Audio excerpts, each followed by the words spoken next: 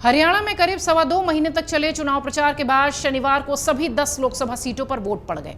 पिछली बार सभी 10 सीटों पर परचम लहराने वाली बीजेपी शुरुआत में खुद को मजबूत मान रही थी, लेकिन प्रचार के अंतिम दिन तक 4 से 5 सीटों पर समीकरण उलझ गए। देश की राजधानी और दिल्ली से सटे फरीदाबाद, सिरसा, रोहतक और सोनीपत में कड़ी टक्कर देखने को मिल रही है। यहां कांग्रेस ने बीजेपी को सियासी समीकरणों में उलझा दिया है। पिछली बार सभी 10 सीटों पर परचम लहराने के बाद बीजेपी के सामने अपने पिछले प्रदर्शन को दोहराना चुनौती रहेगा। कांग्रेस में भी इस बार ज्यादा जोश दिखाई दे रहा है। वहीं दूसरी तरफ राजनीतिक विश्लेषक भी ये बताने की स्थिति में नहीं है कि किसका पलड़ा भारी है। गुरुग्राम, करनाल, कुरुक्षेत्र, हिसार, अंबाला और भिवानी, महेंद्रगढ़ पर बीजेपी मोदी फैक्टर, क्षेत्रीय समीकरण और मजबूत उम्मीदवार का तर्क देकर खुद को बीजेपी से बेहतर स्थिति में मान रही है। इंडियन नेशनल लोकदल और जननायक जनता पार्टी दोनों वोट कटुआ की स्थिति में नजर आते हैं। सिरसा, कुरुक्षेत्र और हिसार की अगर बात करें या भिवानी, महेंद्रगढ़ सीट की बात करें तो इन उम्मीदवारों को जितने ज्यादा वोट मिलेंगे उतने ही दूसरी पार्टियों के वोट कटेंगे। चुनाव प्रचार के दौरान सत्ता विरोधी लहर, किसान आंदोलन और मोदी के नाम का असर देखने मिला है। हरियाणा में हुए इस लोकसभा चुनाव में इस बार राष्ट्रीय पार्टियां बीजेपी और कांग्रेस के बीच ही 10 सीटों पर एकदम फ्लैट मुकाबला दिखाई पड़ता है। लेकिन हरियाणा के क्षेत्रीय दल INLD और JJP भी मुकाबले में दिलचस्प जगह बना रहे हैं। दोनों ही दल कई सीटों पर समीकरण बनाने और बिगाड़ने के बावजूद मजबूत स्थिति में नजर आते हैं। चुनाव में दोनों ही पार्टियां अपने अस्तित्व की लड़ाई लड़ रही हैं और दोनों दलों ने पूरी ताकत झोंक दी है। जीत भले न करें, लेकिन वोट कटुआ तो जरूर बन जाएंगे। इस बार जननायक जनता पार्टी की प्रदेश की 10 सीटों पर चुनाव लड़ रही है, जबकि INLD ने 5 सीटों पर प्रत्याशी उतारे हैं। अंबाला, कुरुक्षेत्र, सिरसा, हिसार की सीटें इसमें शामिल हैं, जबकि करनाल में NCP के वीरेंद्र मराठा को INLD ने अपना समर्थन दे दिया है और शेष लोकसभा सीटों पर पार्टी ने उम्मीदवार नहीं उतारे हैं।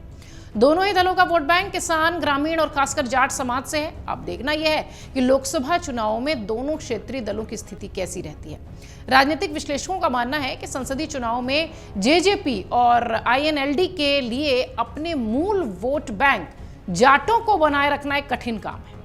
संसदीय चुनाव राष्ट्रीय मुद्दों पर होते हैं, इसलिए इन क्षेत्रीय दलों को अपने पारंपरिक वोट बैंक को अपने साथ बनाए रखने में कड़ी मशक्कत करनी पड़ सकती है।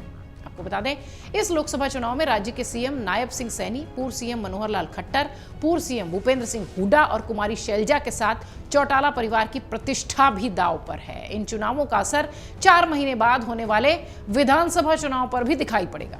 इस लिहाज से सभी राजनीतिक दलों के लिए ये एक तरह से कह लीजिए कि सेमीफाइनल मैच है हरियाणा में, इसलिए सभी दल करो या मरो जैसी स्थिति में नजर आते हैं। अन्य राज्यों की तरह हरियाणा में भी प्रधानमंत्री मोदी ही बीजेपी के सबसे बड़े चेहरे के तौर पर चुनाव में सामने आए हैं। बीजेपी ने हरियाणा में प्रधानमंत्री नरेंद्र मोदी और उनकी सरकार की उपलब्धियों के नाम पर वोट मांगे हैं। इनमें जम्मू कश्मीर से धारा 370 की समाप्ति, पाकिस्तान के खिलाफ एयर स्ट्राइक जैसे मुद्दे शामिल हैं। हरियाणा में कांग्रेस का सबसे अच्छा प्रदर्शन अगर आप देखें तो 2004 और 2009 में रहा। तब उसने 10 में से 9 लोकसभा सीटें हासिल की थी। तब दोनों ही बार केंद्र में कांग्रेस की सरकार बनी थी। मोदी युग की शुरुआत हुई, मोदी युग कह सकते हैं, जब मोदी काल की शुरुआत होती है तो बीजेपी हरियाणा के अंदर ताकतवर होती गई और 2014 में पार्टी ने 7 लोकसभा सीटों पर जीत दर्ज की और कांग्रेस को सिर्फ 1 सीट मिली थी।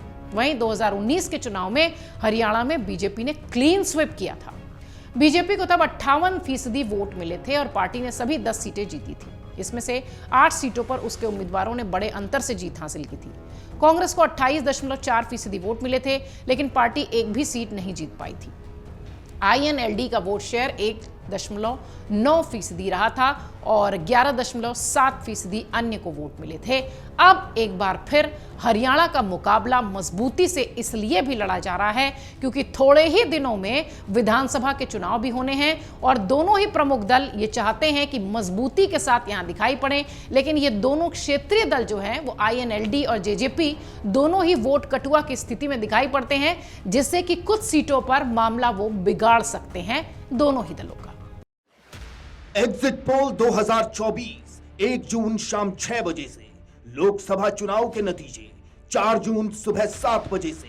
देखिए चुनाव नतीजों से जुड़ी हर खबर सबसे पहले, सबसे सटीक, केवल अमर उजाला पर, amarujala.com।